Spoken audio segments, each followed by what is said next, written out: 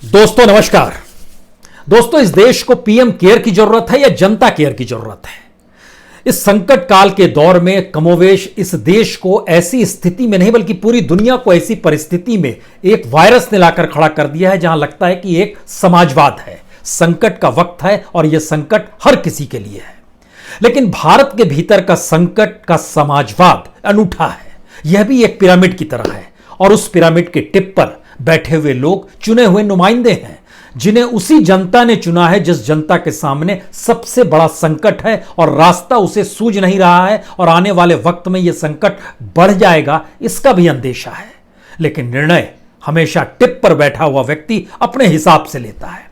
वह निर्णय लेता है कि एक पीएम केयर बनेगा। कोई संवाद, किसी भी तौर पर कोई कैबिनेट बैठक नहीं हुई इसको लेकर। इस देश के भीतर में एक मुख्यमंत्री निर्णय लेता है कि दरअसल अब कोई स्कूल फीस नहीं लेगा उस 3 महीने के दौर में, या फिर लेगा तो वह सिर्फ ट्यूशन फीस लेगा, यानी रियायत देगा, बच्चों को कोई दबाव नहीं डालेगा। स्कूल कैसे चलते हैं उनसे कोई संवाद बनाने की कोशिश की गई। स्कूल और छात्रों के बीच भी एक संवाद होता है, खासतौर से इस देश में जो निजी स्कूल चलते हैं। कोई संवाद बनाया गया? नहीं बनाया गया। अचानक निर्णय लिया गया कि दरअसल मकान मालिक किराया ना मांगे। मकान मालिक जिनकी जिंदगी किराए से चलती होगी उनके बारे में कोई निर्णय लिया गया? उनसे कोई संवाद बनाया गया? नहीं बनाया गया। अचानक कहा गया कि कोई अपने यहां काम करने वालों के वेतन में कटौती ना करे और तो और नौकरी से ना निकाले। लेकिन जो नौकरी से ना निकाले उनके सामने क्या संकट है, जो वेतन काटने की स्थिति में है उनके सामने क्या संकट है? कोई संवाद बनाया गया? नहीं संवाद बनाया गया। संवाद जो स्कूल में पढ़ने जाने वाले बच्चे या उनके मां बाप हैं उनसे भी नहीं बनाया गया। जो किराए के घर में रह रहे हैं उनसे भी नहीं बनाया गया। सवाल यह नहीं है कि कौन सुविधा में है कौन असुविधा में है, सवाल है इस देश के भीतर की परिस्थिति नेताओं को एक ऐसे कटघरे में लाकर खड़ा कर देती है जहां उसको सिर्फ अपनी ताकत दिखाई देती है और उसकी एक अपनी किचन कैबिनेट होती है। उस किचन कैबिनेट के जरिए वो महसूस करता है कि वो जो निर्णय ले रहा है वो सही ही है, क्योंकि उस किचन कैबिनेट के तमाम लोग वाह वाह करते हैं, तालियां बजाते हैं। इसीलिए देश के भीतर में नेता संवाद नहीं करते हैं, वो ऐलान सुनाते हैं, निर्णय सुनाते हैं। एक संवाद होना चाहिए था इस देश के भीतर में, किस तरीके से हर किसी के सामने अगर संकट है तो सामूहिक और सामाजिक तौर पर सबको एक साथ कैसे लिया जाए। इसीलिए आज हमने शुरुआत में एक बात रखी है आपके सामने, पीएम केयर होना चाहिए या जनता केयर होना चाहिए। इसको जरा सिलसिलेवार तरीके से समझने की कोशिश कीजिएगा। कमोवेश ये हर क्षेत्र से जुड़ा हुआ है। अगर हम संवाद नहीं बनाते हैं, लोगों से संवाद नहीं बनाते हैं, जिस तबके से हम कह रहे हैं कि आप इस रूप में रियायत दे दीजिए और वो रियायत देता है या नहीं देता है, तो एक लिहाज से वो सत्ता की धमकी होती है या सुझाव होता है, यह भी कहीं छुपा हुआ होता है। यह ठीक वैसे ही है जैसे जो राजनीतिक सत्ता जिसके हाथ में होती है उसको सबसे ज्यादा पॉलिटिकल फंड मिलता है। ठीक इसी तरीके से वो कौन लोग थे जिन्होंने पीएम केयर में पैसा डाला, और प्रधानमंत्री ने अपने तौर पर क्यों नहीं सोचा कि इस देश के भीतर की सप्लाई लाइन फेल है। हमारे यहां अभी भी वो सिस्टम नहीं है जहां वाकई ऊपर से अगर राहत दी जाए तो वो निचले स्तर तक पहुंच जाए, या निचले स्तर में भी आखिरी स्तर तक पहुंच जाए। आंकड़े हमारे सामने हैं, जो आंकड़े सरकार ने सुप्रीम कोर्ट में राहत को लेकर रखे, या तमाम राज्य सरकार जिस बात का जिक्र कर रहे हैं कि हमने तो इतनी रियायत दे दी, राहत दे दी। कौन सही है, किस रूप में सही है, उसकी सीमा क्या है, और उसके परिप्रेक्ष्य में भारत कितना बड़ा देश है, उसमें रहने वाले कितने बड़ी तादाद में लोग कितनी परेशानियों में है, बेफिक्र है पूरा का पूरा सत्ता का समाज हमारा। कैसे है, किस रूप में है, आज हमें लगता है इस पे बात करने की जरूरत है, और उसके तरीके क्या होने चाहिए यह भी बताने की जरूरत है। हम शुरुआत पीएम केयर से ही करते हैं। पीएम केयर का जिक्र इसलिए आज बड़ा महत्वपूर्ण है क्योंकि पीएम केयर का जैसे ही ऐलान हुआ, पहले 7 दिनों में, सिर्फ फर्स्ट वीक में 6,500 करोड़ रुपए पीएम केयर में पहुंच गए। आज की तारीख में तीसरा हफ्ता शुरू हो चला है, यानी पहले हफ्ते में 6,500 करोड़ पहुंचे होंगे। तो उस एवरेज से पता नहीं उस रफ्तार से पैसा आ रहा है या नहीं आ रहा है, क्योंकि कोई डाटा कोई जानकारी सरकार ने दी नहीं है, लेकिन पहले हफ्ते की जानकारी हमारे पास है।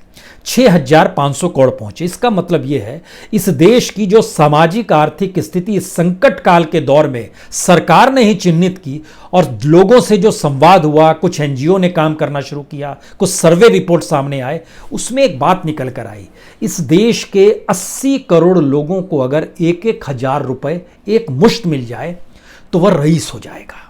इतना रईस हो जाएगा कि महीनों उसको खाने की उपलब्धता बनाने के लिए कोई संकट नहीं होगा। यानी इस देश की आर्थिक स्थिति इतनी बिगड़ी हुई है। और जब 6,500 करोड़ का हम जिक्र कर रहे हैं तो सोचिए, इसका सीधा मतलब है अगर 1,000 हर किसी को दे दिया जाए तो तकरीबन इस देश के 6.5 करोड़ लोगों के पास 1,000 रुपए पहुंच जाएंगे। 6,500 करोड़ रुपए बट गए, उसमें क्या दिक्कत है? यह होगा कैसे या होना कैसा चाहिए था? जब जनता केयर का जिक्र होता तो सवाल है, इस देश के भीतर में टाटा ग्रुप जो है वह 1,500 करोड़ रुपया पीएम केयर में नहीं डालता, बल्कि प्रधानमंत्री को यह कहना चाहिए था कि जो बड़े कॉरपोरेट हाउस हैं जो पीएम केयर में पैसा डालना चाहते हैं या हमको पैसा देना चाहते हैं, वो अपने तरीके से, चूंकि उनकी इंडस्ट्री देश के अलग अलग हिस्सों में फैली हुई है, इंडस्ट्री फैली हुई है, उनके मातहत उनकी एक सप्लाई लाइन अच्छी होती है। ये हम लोग सबको ही मानते हैं कि सरकारी पाइपलाइन से अच्छा प्राइवेट सेक्टर की पाइपलाइन होती है, उसमें एक प्रतिबद्धता होती है, उसमें कॉम्पिटिटिवली करप्शन कम होता है। तो अगर टाटा ग्रुप 1,500 करोड़ के बदले 1.5 करोड़ लोगों को 1,000 रुपया मुहैया करा देता, जो उसके इस देश के भीतर में लगभग 53 जगहों पर, 53 जगहों पर उसकी इंडस्ट्री, उसके ऑफिसेस चलते हैं, उन जगहों पर उसको पैसा बांटना था। जो प्रवासी मजदूर थे, जो किसान के हिस्से में आते, उस इलाके में किसान, वो राहत पहुंचाता। इसी तरीके से अजीम प्रेमजी फाउंडेशन ने 1,000 करोड़ रुपए दिए तो इनके हिस्से में 1 करोड़ लोग आ जाते। 1 करोड़ लोगों को आप अपने तौर पर मदद कीजिए, क्योंकि आपकी पाइपलाइन कॉम्पिटिटिवली अच्छा है। रिलायंस यानी मुकेश अंबानी ने 500 करोड़ रुपए दिए, तो आप भी अपने लिहाज से करते तो 50 लाख लोग आप भी मदद करते, उनको अपने तौर पर दे देते। इसी तरीके से देखिएगा तो जेएसडब्ल्यू ग्रुप यानी जिंदल ग्रुप जो है उसने 100 करोड़ रुपए दिए, वह भी 10 लाख लोगों को 1,000 रुपए दे सकता था, या उस 1,000 के समानांतर में अनाज राशन दे सकता था। एल&टी ने 150 करोड़ रुपए दिए तो वह भी लगभग 15 लाख लोगों को दे सकता था। उदय कोटक ने 60 करोड़ रुपए दिए, वह भी 6 लाख लोगों को इस रूप में 1,000 दे सकते थे। बीसीसीआई ने, उसके तो तमाम जगहों पर जितने भी मैचेस होते हैं, जो स्टेडियम है, उस स्टेडियम में काम करने वाले जो लेबर्स हैं, उन्हीं लेबर तक इस देश के भीतर में काम करने वाले 5 लाख लोगों तक वो सुविधा दे सकता था, बनिस्बत 51 करोड़ रुपए वह पीएम केयर में देता। प्रधानमंत्री जब कहते हैं तो ये तमाम तबके जो जाग गए, जिसमें हमने टाटा ग्रुप का नाम लिया, अजीम प्रेमजी का नाम लिया, मुकेश अंबानी का नाम लिया, उदय कोटक है, बीसीसीआई है, सैमसंग ग्रुप ने दिया है, ओएनजीसी तो पीएसयू है, उसने भी 300 करोड़ दिए हैं। ओएनजीसी के मातहत चलने वाले जो दफ्तर हैं इस देश के लगभग 23 जगहों पर बड़े दफ्तर हैं, वह भी इस देश के 30 लाख लोगों को 1,000 रुपये पहुंचा सकते थे। यानी अगर बांट दिया जाता, और इस बांटने की प्रक्रिया में हर किसी को यह जिम्मेदारी होती, चाहे वो अक्षय कुमार होते जो बॉलीवुड के हैं जो 25 करोड़ दे रहे हैं, या कार्तिक आर्यन है जो 1 करोड़ दे रहे हैं, या सचिन तेंदुलकर है जो 25 लाख दे रहे हैं, या सुरेश रैना है जो 31 लाख दे रहे हैं, या भूषण कुमार हैं जो 11 करोड़ दे रहे हैं। अगर इन हिस्सों को जोड़िएगा तो इस देश के भीतर में 6.5 करोड़ लोगों को पहले हफ्ते में ही हम 1,000 देने की स्थिति में थे। यानी 80 करोड़ लोगों को अगर 1,000 रुपए देने हैं तो 80,000 करोड़ चाहिए, और ये 80,000 करोड़ रुपए कोई मायने बहुत रखेंगे नहीं जो इस देश के भीतर में जितने कॉरपोरेट हैं। लेकिन ये कॉरपोरेट प्रधानमंत्री केयर को क्यों देते हैं और ये जनता को क्यों नहीं देते हैं? इसको इस रूप में भी समझा जा सकता है कि बड़े कॉरपोरेट्स का जो सीएसआर का पैसा होता है, उस सीएसआर के पैसे में भी घपले घोटाले किस रूप में आते हैं। इसीलिए सरकार ने अपने तौर पर तय किया कि अब हम बताएंगे आप सीएसआर का पैसा कहां खर्च करें, और अगर वहां पर खर्च नहीं करेंगे तो आपके खिलाफ कानूनी कार्रवाई होगी। इसका मतलब है कि रगों में बैठा हुआ है कि मदद नहीं की जाएगी, रगों में बैठा हुआ है कि इस देश की सत्ता अगर कुछ मांगेगी तो दे देंगे, क्योंकि सत्ता वाकई उस करप्शन के समुद्र की तरह है जिसमें जितना डालिए वो वापस उससे दुगना कर देती है। तो क्या इसीलिए दिया जाता है पैसा? समझने की कोशिश कीजिए कि पीएम केयर किस लिए। पीएम केयर के बारे में 4 लाइन लिखी गई है, प्रधानमंत्री की तस्वीर एक तरफ है और 4 लाइनें लिखी गई है। पीएम केयर फंड का उद्देश्य कोविड-19 के खिलाफ भारत की लड़ाई को मजबूत करना है। भारत सबसे बड़ी लड़ाई कौन सी लड़ रहा है? भारत लड़ रहा है राशन पहुंचाने की लड़ाई। भारत लड़ रहा है लोगों को घर तक पहुंचाने की लड़ाई।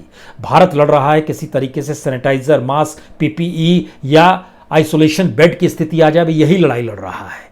तो इस लड़ाई को मजबूत करने की दिशा में भारत के पास आईएमएफ का पैसा आएगा 2 बिलियन से ज़्यादा, 4 बिलियन आएगा। वर्ल्ड बैंक का पैसा आएगा 1 बिलियन। डेवलपमेंट बैंक एशियन जो है वह भी लगभग 2 बिलियन से ज़्यादा पैसा देने वाला है। वो इसीलिए देने वाला है आपको।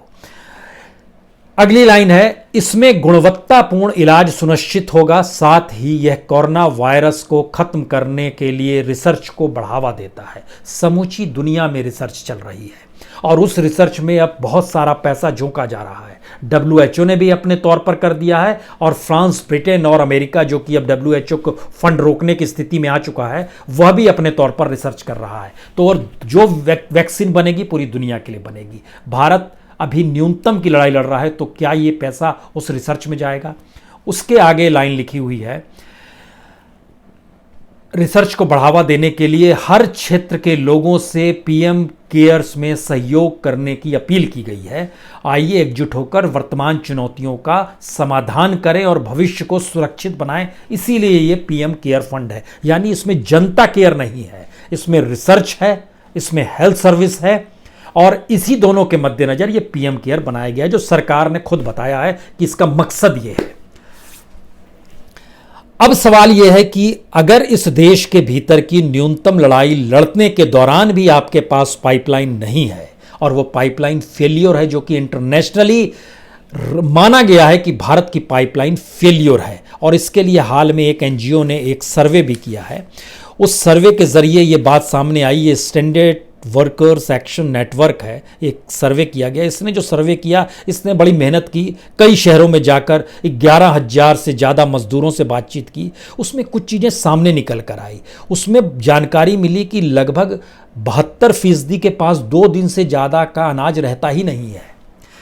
जिंदगी जो चलती है उसमें 51% के पास तो 1 दिन का रहता है और 30% ऐसे हैं जो लेते हैं और खाते हैं, पैसा मिलता है और खाते हैं। लेकिन उस 30% का भी जो आंकड़ा इस देश के भीतर में है, वहां तक भी हम राशन पहुंचा पाने की स्थिति में नहीं आ पाए हैं। इसका एक छोटा सा उदाहरण बिहार का आया है, जिसमें सरकार की तरफ से कहा गया, जो वहाँ के डिप्टी सीएम है सुशील मोदी, उन्होंने कहा कि हमने 10,11,473 मजदूरों को, जो देश के अलग अलग हिस्सों में भी फंसे हुए हैं, उनको 1-1 हज़ार रुपए पहुंचा दिए हैं। जबकि बिहार में मजदूरों की तादाद जो पलायन हुई है, उनकी तादाद, सिर्फ बिहार का हम जिक्र आपसे कर रहे हैं कि बिहार से होने वाले की तादाद 90 लाख के लगभग है और पहुंचाया गया है 10 लाख। इसमें दिल्ली में फंसे 1,99,000 का डाटा दिया गया है। हरियाणा में 1,39,000 मजदूरों का डाटा दिया गया।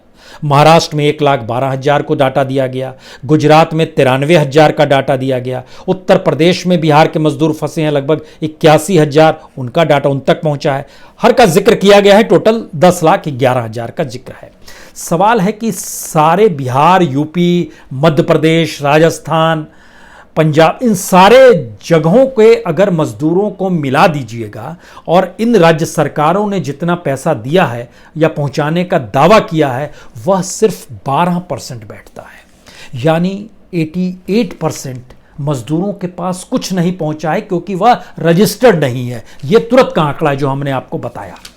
अब सवाल इसके बाद है कि क्या राजनीतिक तौर पर जब निर्णय लिए जाते हैं तो कोई संवाद वाकई नहीं बनाया जाता है कि हमारा समाज किस रूप में चलेगा। एक संकट काल का दौर है, उस संकट काल के दौर में आपने निर्णय लेने शुरू कर दिए, और अगर जनता केयर के तौर पर यह बातों का जिक्र होता कि किसी तरीके से जो फीस का हिस्सा है, उस फीस के हिस्से को ना लेने के बदले अगर हम स्कूल चलाने वाले जो रईस प्राइवेट सेक्टर के स्कूल हैं, वह मदद करें उन गरीब छात्रों को भी, तो भी एक कल्याण का काम होता।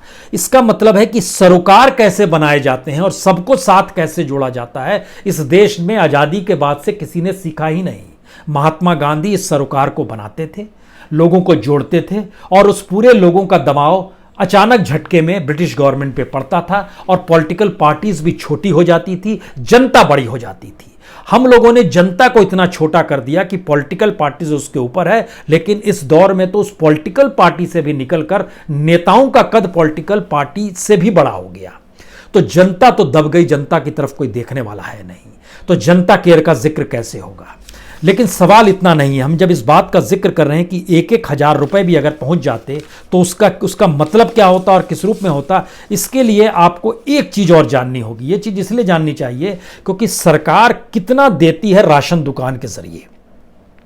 सरकार 2 रुपए किलो गेहूं, 3 रुपए किलो चावल, टोटल 5 केजी। अगर कोई 3 किलो चावल लेना चाहता है, 2 किलो गेहूं लेना चाहता है, या कोई 3 किलो चावल लेना चाहता है, 2 किलो गेहूं लेना चाहता है, अगर इन दोनों को जोड़ भी दीजिएगा 5-5 केजी, तो 12 रुपए या 13 रुपए पड़ते हैं। 12 रुपए पड़ेंगे तब जब कोई 3 किलो गेहूं लेगा, 2 किलो चावल लेगा, तो 6 रुपए उसके होंगे। 2 रुपए गेहूं के हिसाब से 6 रुपए हो गए 3 केजी के, और 3 रुपए केजी चावल के हिसाब से 6 रुपए हो गए, दोनों मिलाइएगा तो 12। एक राशन कार्ड पे एक महीने का सिर्फ 12 रुपया सरकार अनाज देती है। और कोई अगर 3 किलो चावल लेना चाहता है तो 9 रुपए हो गए, और 2 किलो गेहूं लेगा तो 4 रुपए, 9 4 13 रुपए, 12 या 13 रुपए वो देती है। यानी इस देश के भीतर में लगभग 5 लाख राशन दुकानों के जरिए जो पैसा जाता है, और सरकार जो किसानों से अनाज खरीदती है, इसका आंकड़ा भी देखिए जरा। सरकार लगभग 3.5 करोड़ टन गेहूं, 4.5 करोड़ टन चावल, यानी 35 मिलियन टन गेहूं और 45 मिलियन टन लगभग चावल लेती है।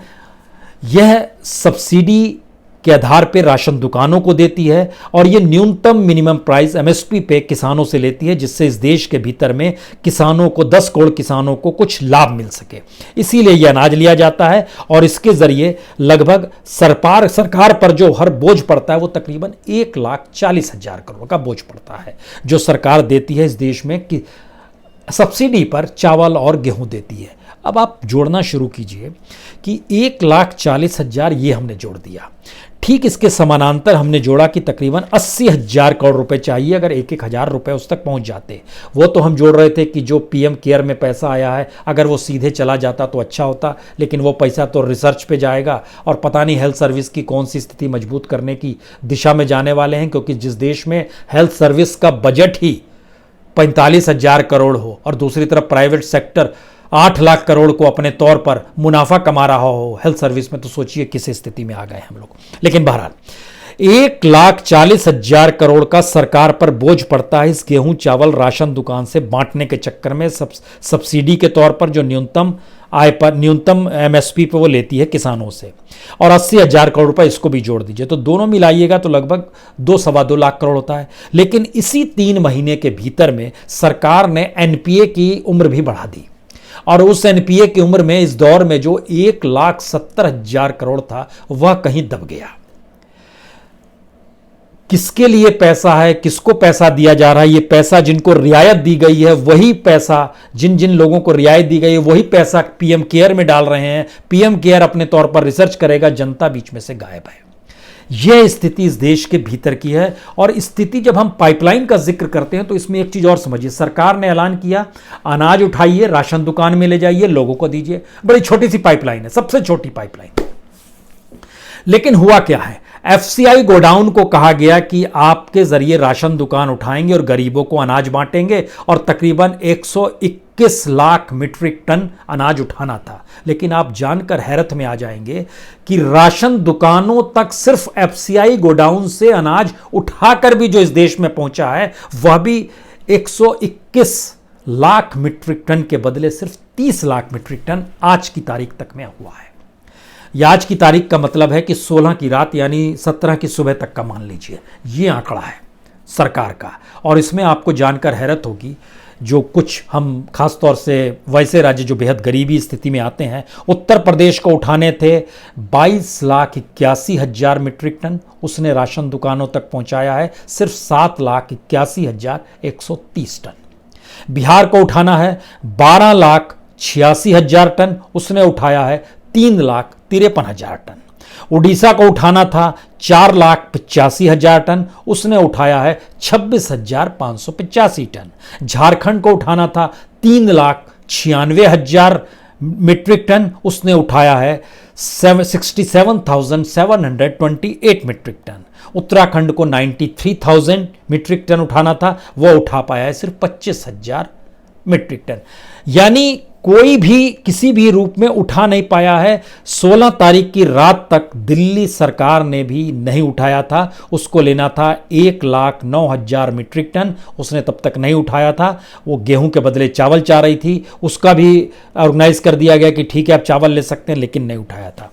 तो हम एक ऐसी स्थिति में हैं जहां हमारे पास पाइपलाइन नहीं है, और उस पाइपलाइन नहीं होने के बदले हम चाहते हैं कि सारी चीजें हम ही डिसीजन मिले, क्योंकि हम महान हैं और हम एक सत्ता में सबसे ऊपर पायदान पर बैठे हैं। वो पायदान बीडीओ लेवल पे हो सकता है, कलेक्टर लेवल पे हो सकता है, डिस्ट्रिक्ट लेवल पे हो सकता है, स्टेट लेवल पे मुख्यमंत्री भी हो सकता है, और सेंट्रल लेवल पे प्रधानमंत्री भी। यानी हर कोई सोचते हैं कि हम उनका निर्णय कभी भी जनता को जोड़कर जनता के साथ उस पाइपलाइन को बनाने का नहीं होता है, जबकि हर कोई जानता है कि इस देश के भीतर में सारी चीजें मौजूदा वक्त में ठप पड़ी हुई है। मिड डे मील ठप पड़ा हुआ है, आंगनबाड़ी ठप पड़ी हुई है, सबला योजना ठप पड़ी हुई है। अब आप बताइए कि अगर आप जनता को जोड़ते तो इसका क्या क्या उपाय होता है? इसका बड़ा सीधा उपाय है। सरकार को चाहिए मौजूदा वक्त में, अब कल जैसे पूरे नॉर्थ इंडिया में पानी पड़ गया, फसल बर्बाद होने लगी, फसल की खरीद नहीं हो रही है, खरीद हो रही है तो सरकार ने जो सेंटर बनाए हैं वह फरीदाबाद का सेंटर 30 किलोमीटर दूर बना है, गाजियाबाद का सेंटर उससे 30 किलोमीटर दूर बना है। किसान कहां ले जाएगा, किस रूप में ले जाएगा? लॉकडाउन की स्थिति है, वो गाड़ियों की आवाजाही जब शुरू होगी तब तक फिर बरसात की स्थिति में और चीजें बिगड़ जाएंगी। करना क्या चाहिए था आपको? तो इसका तुरंत उपाय करना चाहिए था। कम से कम 1/4 या आधी रकम किसानों को दे देनी चाहिए कि हम आपसे जो अगली मुश्त में फसल खरीदेंगे या इस फसल को कटने के बाद लेंगे, उसकी रकम आप ले लीजिए, एमएसपी के हिसाब से हम आपसे इतना लेंगे। ये बांटा जा सकता था, नहीं बटेगा। इसमें क्यों लगाए कलेक्टर को, क्यों लगाए पंचायत अफसर को, क्यों लगाए बीडीओ को? अगला सवाल है कि जो गांव-गांव में ही भंडारण की व्यवस्था हो जानी चाहिए अब तक, जिससे उसको भंडारण के लिए कहीं और ना ले जाना पड़े। कौन ले जाएगा, कैसे ले जाएगा? इसका कोई पाइपलाइन, कोई रास्ता नहीं बनाया गया है। यानी आधी फसल या चौथाई के जो अग्रिम भुगतान कर देना चाहिए, गांव-गांव में भंडारण देना चाहिए जिससे राहत योजनाओं का वो हिस्सा बने, क्योंकि आप तो मुफ्त अगले 3 महीने बांटने का आप ऐलान कर चुके हैं। तो भंडारण के जरिए आपको सिर्फ वहां पर नियुक्ति इस बात की करनी है कि जब मिड डे मील खुलेगा, जब आंगनबाड़ी खुलेगा, सबला योजना, आप चीजों को बांट सकते हैं। लेकिन हो क्या गया है कि संकट इस देश का सबसे बड़ा है कि हम लोग एक भौतिकवादी सोच में चले गए हैं। भौतिकवादी सोच का मतलब लालच होता है, भौतिकवादी सोच का मतलब मार्केट होता है, मुनाफा होता है, प्रॉफिट होता है। इसीलिए ध्यान दीजिए कि हम लोग उस रूप में इस देश को डेवलप नहीं कर पाते हैं जहां सारे लोगों का जमाव एक साथ हो और वो तय करे कि इस देश की जरूरत ये है। तब आपको ये कहने की जरूरत स्कूलों को नहीं पड़ती कि आप फीस नहीं लेंगे। मकान मालिक को एक संवाद और एक सहयोग बनता। 2-3 महीने के बाद मान लीजिए जिन्होंने फीस नहीं दी, स्कूल, प्राइवेट स्कूल जो चलते हैं या जो किराएदार रहते हैं, मकान मालिक ने उसके बाद उनको नोटिस देकर हटा दिया, तो आप क्या बचाने आएंगे? बॉम्बे जैसे शहर में जहां पर 1.5 लाख लोग 1.5 लाख रुपए देकर जो किराए पर रह रहे हैं, वो अपने घरों को बदलने की दिशा में जा रहे हैं, क्योंकि उन्हें पता है कि आने वाले वक्त में संकट गहराने वाला है। इस दौर में हालांकि सरकार ने अच्छा काम एक किया है, खास तौर से ध्यान दीजिए तो चीन पहली बार सरकार को समझ में आ रहा है कि उसकी विस्तारवादी नीति कल तक जमीन को लेकर थी तो अब कैपिटल को लेकर भी है, पूंजी को लेकर भी है, मार्केट को लेकर भी है। और इससे पहले जिस हम भौतिकवादी स्थितियों का जिक्र कर रहे थे, महात्मा गांधी इस स्थिति को समझते थे, इसीलिए वो बार बार भौतिक समाज से इतर एक सामूहिकता और सरोकार के समाज को डेवलप करने की कोशिश करते थे। वुहान भी क्या है, अगर वुहान के जरिए चीन ने दुनिया के बाजार पे कब्जा करने की सोची है तो वो प्रॉफिट बेस्ड है। अमेरिका क्या अपने तौर पर अपनी स्थितियों में नहीं सोचते रहा है? इस बात को लेकर क्या रशिया इनकार करेगा? इस बात को लेकर दुनिया का कोई भी देश इनकार करेगा कि वह उन परिस्थितियों में नहीं चला गया है? और जिस अच्छी बात का हम जिक्र कर रहे हैं उसमें जो विदेशी निवेश होता है, एफडीआई होता है, सरकार ने अब उस पर रिस्ट्रिक्शंस कुछ लगाए हैं कि जो चाइना खास तौर से भारत में घुस रहा है और भारत की इकोनॉमी जब डामाडोल हो जाएगी तो कहीं ईस्ट इंडिया कंपनी की तरह भारत गुलाम चाइना का ना हो जाए। यह एक सोच जागी है और कहा गया है कि अब उन नियमों को कड़ा किया जा रहा है और सरकार से इजाजत लेनी होगी। अच्छी बात है, लेकिन हुआ क्या है यह भी जान लीजिए। जो HDFC है उसके शेयर्स 2,499 जो जनवरी में थे वो अप्रैल में आते आते 1,701 पर आ गए। HDFC एक लिहाज से सबसे मजबूत बैंकों में भारत में आता है, प्राइवेट सेक्टर के बैंकों में भी, पब्लिक सेक्टर की तुलना में भी। उसके लगभग शेयर्स जो थे 1,74,92,909 शेयर चाइना ने खरीद लिए। ये टोटल उस कंपनी के पूरे हिस्सेदारी का 1.1% होता है। सरकार चौंक गई, लेकिन सवाल है सरकार चौंकी या बहरे, लेकिन सच यह है कि भारत के भीतर के जो स्टार्टअप्स हैं उसमें तकरीबन 400 करोड़ डॉलर, 4 अरब डॉलर, और इसको अगर रुपए में कन्वर्ट कीजिएगा तो 30,708 करोड़ रुपए चाइना ऑलरेडी स्टार्टअप में लगा चुका है। भारत के भीतर में जो 30 यूनिकॉर्न जो चल रहे हैं उसमें से लगभग 20 में चीन मदद कर रहा है। लगभग 11.1 बिलियन का ये पूरा डॉलर का जो हिस्सा है, इसको इस रूप में भी समझिए कि वॉलमार्ट ने जब फ्लिपकार्ट को खरीदा तो उसमें भी चीन ने अपनी पूंजी लगाई थी तकरीबन 1 बिलियन डॉलर। उसके लिहाज से मानिए तो 7,653 करोड़ रुपए। चाइना लगातार घुस रहा है। जो हमारे यहाँ पूरा ई कॉमर्स चल रहा है उसमें चाइना की जबरदस्त हिस्सेदारी है। और चीन की FDI जो है उसका जो आंकड़ा हमारे सामने, अगर सिर्फ आपने HDFC छोड़ भी दीजिए तो पिछले दिसंबर से लेकर अप्रैल के बीच में जो क्राइसिस का दौर था उसमें तकरीबन उसने 14,864 करोड़ रुपए FDI भारत के बाजार में लगाए हैं।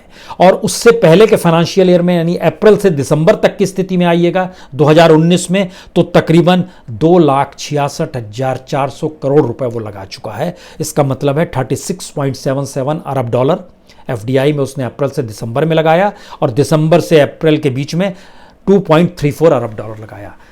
इसका मतलब है कि अभी भी हम उन परिस्थिति को नहीं समझ पा रहे हैं कि चीज़ों को हम लोग सबको एक साथ कैसे जोड़ें और डेवलप कैसे करें। मान लिया जाता है कि जो मंत्री है, नेता है, सत्ता में बैठे हुए लोग हैं, वो अपने तौर पर अगर श्रेष्ठ निर्णय ले रहे हैं, इसीलिए शायद कोई संवाद हो नहीं पा रहा है। समाज के भीतर एक टकराव है, और यही वो टकराव है जो लॉकडाउन के बाद डराने वाला हो सकता है। क्योंकि लोगों की जरूरतें अगर न्यूनतम पूरी नहीं होगी तो क्या होगा, और जो अपनी जरूरतों को समेटेंगे और जिनके पास जरूरत ना होगी उस स्थिति में क्या होगा। पुलिस के आधार पे लॉकडाउन भारत में सिर्फ किया गया है। दुनिया के किसी देश में ऐसा लॉकडाउन आपको नहीं मिलेगा जहां पर न्यूनतम जरूरतें तक नहीं दी जा रही है और लॉकडाउन है। तमाम दुनिया के देशों में न्यूनतम जरूरत पैकेज के तौर पर हर चीज उपलब्ध कराई गई है, लेकिन भारत की स्थिति GDP के भी 1-1.5% के आगे पैकेज का निकल नहीं पा रहा है। दुनिया का एवरेज लगभग 12% आता है जो पैकेज दे रहे हैं। इसका मतलब ये, आखिर का मतलब जो है, जो हमको लगता है अब आपको समझना चाहिए कि हम लोग एक ऐसी परिस्थिति में धीरे धीरे आते जा रहे हैं जिसमें जो सत्ता में होगा वह सबसे ताकतवर हो जाएगा, और जो सत्ता से सटा हुआ शख्स होगा वही उस बैरिकेड के हिस्से में आएगा। तो आपके पास ये खबरें नहीं पहुंचेंगी और नहीं जानना आप चाहेंगे कि गुड़गांव जैसी जगह में किसी मजदूर ने अपने मोबाइल को बेच दिया 2,500 रुपये में, पत्नी को दिया कि 4 बच्चे हैं इनको तुम खिलाओ, और उसके बाद वो खुदकुशी करने चला गया। आपके पास दूसरी खबर ये नहीं आएगी कि हजारीबाग के एक ज़िले में किट ही नहीं था तो केमिकल पीठ पर लादे चल दिए, केमिकल रिसने लगा, पूरी पीठ जल गई, अस्पताल में है। यह भी खबर नहीं आएगी कि बिहार शरीफ में किस तरीके से माँ को देखा भूखे मर रही है, बेटा चोरी करने निकल गया। वो तो अच्छा है कि अदालत ने उस बच्चे को कहा कि इसको तो रिहा किया जाए और इसके घर में खाना भिजवा दिया जाए। ऐसी खबरें गायब हो जाएंगी धीरे धीरे। नई परिस्थिति ज़्यादा भयावह होती चली जाएगी। शायद इसीलिए वो परिस्थिति है जिसमें एक सामूहिकता का बोध होना चाहिए, और ये सवाल हर किसी के जहन में होना चाहिए। ये PM केयर से नहीं चलेगा, जनता केयर होना चाहिए था, और उस पर से आंखें मूंद ली गई हैं हर फील्ड में। और PM केयर तो देश में हर चुनाव के वक्त जनता चुनकर आपको बना ही देती है, बहुत आपकी देखभाल करती है, केयर तो हो ही रहा है, लेकिन जनता की केयर कौन करेगा? सोचिए इसको। बहुत बहुत शुक्रिया, बहुत बहुत शुक्रिया।